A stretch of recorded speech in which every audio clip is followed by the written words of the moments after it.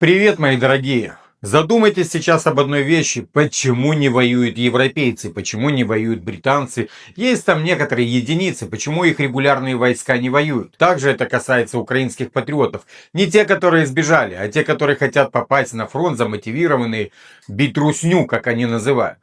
А теперь я вам расскажу одну вещь, о которой вы также должны задуматься.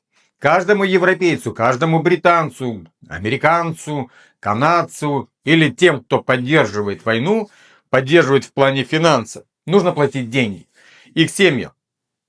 А тебе ничего платить не надо. И твоей семье. Ты как собака, ты хуже собаки.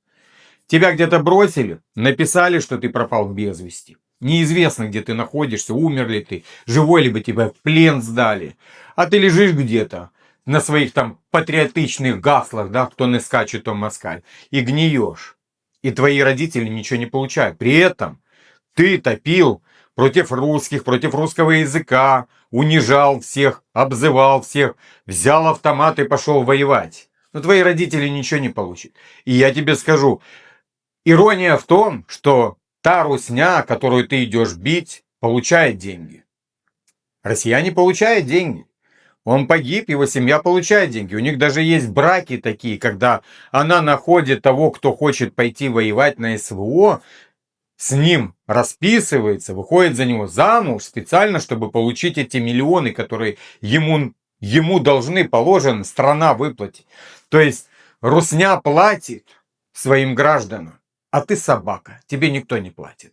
И когда приходит Зеленский к Трампу в кабинет, то он всегда напоминает, что это выгодная сделка, Дони. Ты только даешь деньги.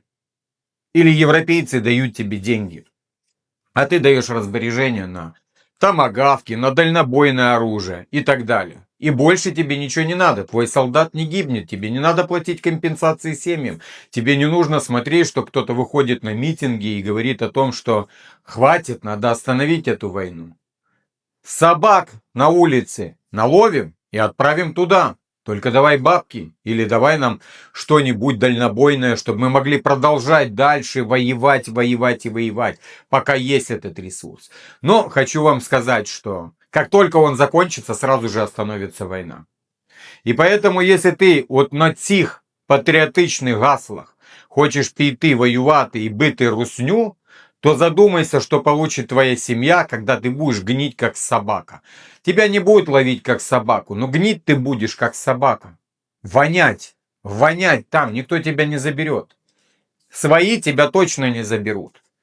Так что ни твоя мама, ни твой папа, никто ничего не получит. Они даже бумаги не получат, что ты погиб.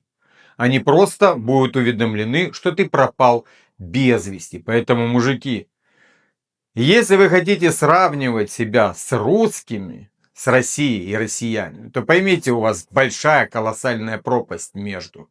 Вы как собаки для Зеленского.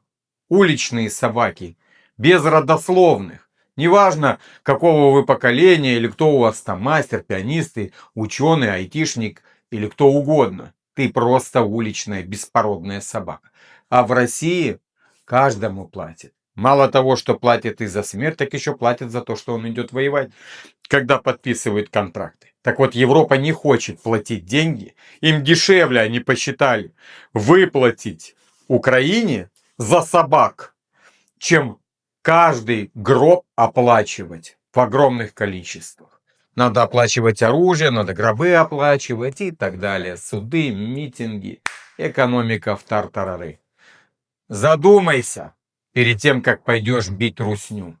Всех обнял.